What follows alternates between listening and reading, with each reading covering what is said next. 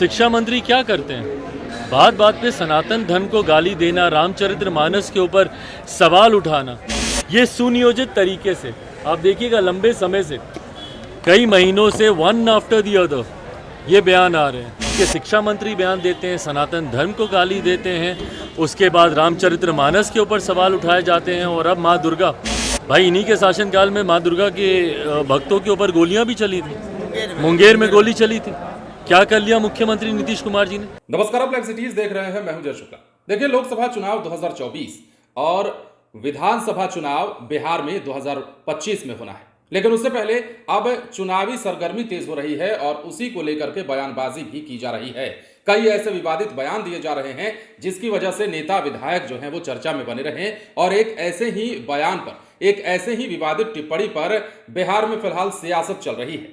अब देखिए, बात अगर राजद कुनबे की करें तो राजद के चाहे विधायक हो चाहे मंत्री हो, तमाम तरह के सवाल या तमाम तरह के बयान जो हैं वो धर्म को लेकर देते रहते हैं, विवादित बयान दे जाते हैं। और ऐसे में इन दिनों चर्चा हो रही है राजद के विधायक फतेह बहादुर सिंह की, जिन्होंने मां दुर्गा को लेकर कोई टिप्पणी की, विवादित बयान दिया, जिसे लेकर चिराग पासवान का गुस्सा भी सातवें आसमान पर चढ़ा। और चिराग पासवान ने विधायक जी का गुस्सा तो उन पर उतारा ही, इसके साथ ही तेजस्वी यादव के मंत्रियों को भी पकड़ लिया, शिक्षा मंत्री की बात को भी याद दिलाते नजर आए और सुरेंद्र यादव ने अधिकारियों को लेकर जो बयान दिया उस पर भी उन्होंने अपनी प्रतिक्रिया दी। क्या कुछ कह रहे हैं, जरा सुनिए। सनातन धर्म को गाली देना, ये तथाकथित विपक्षी दलों का जो गठबंधन है, ये उनकी आदत बन गई है। भले वो साउथ की पार्टियां हों या हमारे बिहार में कई ऐसे दल हैं जिसमें यकीनन ऐसे लोग भी हैं, ऐसे विधायक भी हैं, कई तो मंत्री हैं। भैया, शिक्षा मंत्री क्या करते हैं? बात बात पे सनातन धर्म को गाली देना, रामचरितमानस के ऊपर सवाल उठाना, ये इन लोगों की आदत बन गई है। क्यों? क्योंकि इन लोगों को बंटवारे की राजनीति सूट करती है। समीकरण जो बनाते नहीं थकते, एम वाई समीकरण, उन लोगों को बिहार में विकास से कोई लेना देना नहीं है।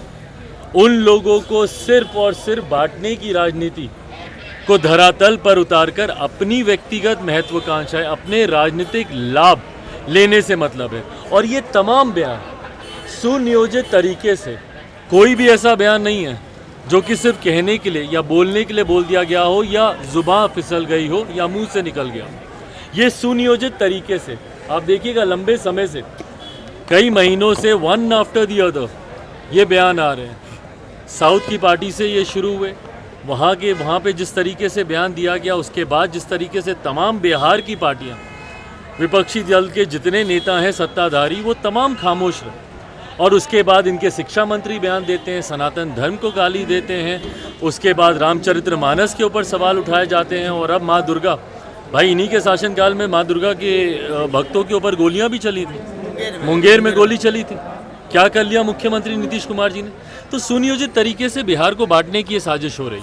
अगर आपको लगता है कि अफसरशाही हावी हो रही है तो उसके और तरीके हैं, पर इस तरीके से किसी को अपमानित करना और इस बात को एज अ मेडल अपने ऊपर सीने पर टांग लेना कि भाई जितने डिक्शनरी में गालियों के शब्द उतने हम इस्तेमाल करते हैं, ये एक मंत्री की भाषा तो नहीं है। तो सुना आपने, चिराग पासवान उसी बयान पर अपनी प्रतिक्रिया दे रहे थे जब सवाल पूछा गया पटना में, जब पत्रकारों ने उनसे सवाल किया कि राजद के विधायक ने भी अब मां दुर्गा को लेकर बयान दिया है, विवादित बयान दिया है, धर्म को लेकर आक्षेप किया है, किसी खास वर्ग विशेष को टारगेट किया गया है, तो ऐसे में चिराग पासवान ने अपनी टिप्पणी तो दी ही, अपनी प्रतिक्रिया तो दी ही, गुस्से में तो नजर आए ही, लेकिन इसके साथ ही कई मंत्रियों का नाम भी ले लिया, जैसे बिहार के शिक्षा मंत्री, और उनका निशाना राजद कुनबे पर था, नीतीश कुमार पर भी था कि राजद के कुनबे के द्वारा, राजद के विधायकों और मंत्रियों के द्वारा सनातन धर्म को लेकर विवादित जो टिप्पणी की जाती रही है वो किस मानसिकता को दर्शाता है। और यही तमाम बातें चिराग पासवान कह रहे थे, निशाना साध रहे थे।